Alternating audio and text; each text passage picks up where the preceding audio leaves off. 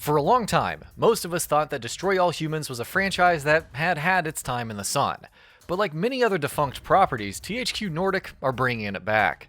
A full remake of the first game, released back in 2005, is due out imminently, giving fans of the original a chance to revisit its ridiculous action, and those who have never played it, the chance to experience it for the first time. As we count down the days to its launch, in this feature, we'll be talking about key details you should know about the game.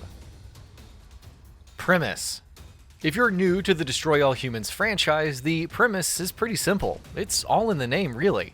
It flips the typical alien invasion script and lets you play as an alien wreaking havoc on Earth and its citizens. Destroy All Humans puts players in the shoes of Crypto-137, a soldier of the Furon Empire, who is sent on a mission to Earth to steal Furon DNA from human brains, and rescue fellow soldier Crypto-136, who got captured by humans during an earlier invasion. As Crypto wreaks havoc in the United States, he will be squaring off against citizens, law enforcement, the military, and the Majestic Agency. Crypto's weapons. Crypto will be equipped with an arsenal of ridiculous and gleefully silly weapons and abilities as he takes on the citizens of Earth. There's the Zap-O-Matic, a gun that shocks victims with an electrical charge. The Disintegrator Ray, which, true to its name, completely disintegrates victims' flesh and skin, leaving behind just a skeleton. The Ion Detonator, which is essentially a grenade launcher, and so many more. Jetpack and Shield. On top of his weapons, Crypto is also equipped with a few other tools that he can use for both combat and traversal. One particularly useful tool is Crypto's Jetpack, which plays a big role in traversal and navigation. Meanwhile, Crypto is also equipped with a shield, and during combat, the shield lets players know about incoming attacks and what direction they're coming from. Crypto's ship. While Crypto has more than enough weapons in his arsenal to wreak havoc while he's on foot, he can also hop into his ship, the Flying Saucer, to use its own weapons to do the same. The Death Ray burns anything it touches, from humans and animals to cars and buildings, and the Abducto Beam lifts people into the air and hurls them away. The ship can also throw bombs at its targets, with some being relatively small scale and others being all-out radioactive detonations. Psychokinetic powers. Crypto's invasion of Earth is about more than just using cool weapons to rain down destruction on humans. He can also use his psychokinetic powers for various purposes. On top of being able to lift things and people with his mind, Crypto can also use these powers to disguise himself as a human and walk around completely unnoticed, though more powerful enemies can spot the disguise if they get too close to Crypto. Focus mode. One new feature that the Destroy All Humans remake is adding that wasn't included in the original game is Focus Mode, which allows players to lock onto targets. This should come in handy during combat, especially given how quick and chaotic some of the combat encounters in the game can be, and how often you will tend to take on quite a large number of enemies at the same time. The world. Destroy All Humans will, of course, have a fully open world setting, and as you might know if you've played the original, there's plenty of variety in the world in terms of locations. The world is divided into 6 unique locations, each fully explorable and containing various activities.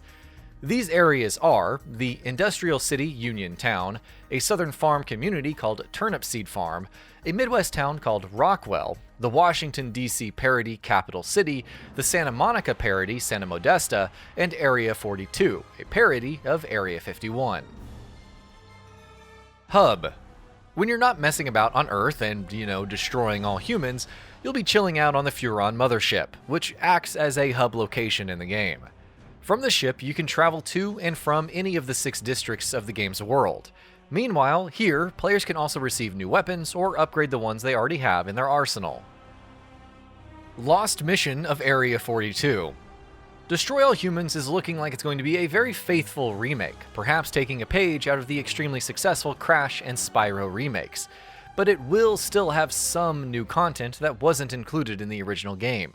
For instance, it's been confirmed that the game will include a mission that was cut out of the original game during its development, called Lost Mission of Area 42. The name makes it obvious that the mission is set in Area 42, but other than that, there's not much we know about it. Original dialogue retained. Here's another example of how developers Black Forest Games are trying to remain as faithful to the original game as possible with their upcoming remake. While they're touching up and polishing a lot of stuff, One thing they're bringing over completely as is the original game's dialogue, what with wanting to keep the 2005 game's humor intact and unchanged. In fact, the game doesn't feature re-recording dialogue either, with Black Forest instead choosing to bring over audio from the original and enhancing its quality. Cutscenes, assets, and more. Some things, however, are going to receive major facelifts. Of course, this being a ground-up remake, things such as the environments, the character models, and everything else that goes along with that have been remade entirely from scratch, and what we've seen of the game so far certainly seems to be promising impressive visual fidelity. Meanwhile, though audio and dialogue from the original game have been brought over as is, cutscenes have been completely re-recorded, this time using motion capture. Wreaking Havoc. As the game's name implies, wreaking havoc in the world and messing with the humans is your primary goal in Destroy All Humans. As you're doing that, destroying the world's destructible environments and just being an all-around nuisance, you'll attract the attention of Earth's defenses, starting with the police, then the military, then finally the majestic agency. Price. Remakes launched at lower prices have been something of a standardized trend in the industry, and Destroy All Humans will abide by that standard, launching at $40. There are 2 special editions that you can purchase as well, however. The DNA Collector's Edition, which includes a premium box, a stress toy, a keychain, 6 lithographs, and all in-game skins for crypto, costs $149.99.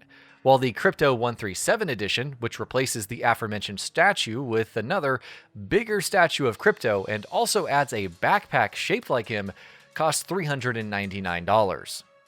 And that about does it for this video. If you enjoyed what you watched and want to see more from GamingBolt, you can always hit that subscribe button and turn on the bell icon next to it. That way you will never miss any of our videos.